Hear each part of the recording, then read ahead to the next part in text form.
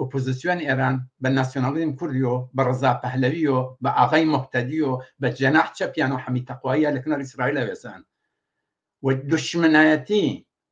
جیاوازی جنبشەکان جیاوازی ئەحزابەکان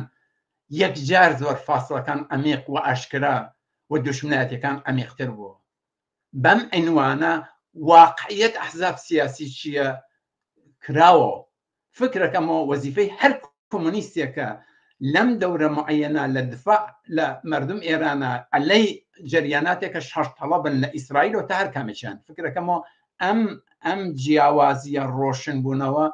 لە ئەقل فکرەکەمە بێ ڕۆشنتری کەیتەوە خەڵک ئاگاهتر بن دۆستان و دوشمنان خۆیان خاز بناسن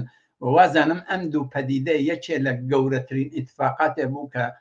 لەسەر تمیشاکردن لەمانەوە ئەزانی ئەحزاب سیاسی جنبشەکان بنیامەکان گروهایەکان هەر کەمێکیان لەکوێ وێسا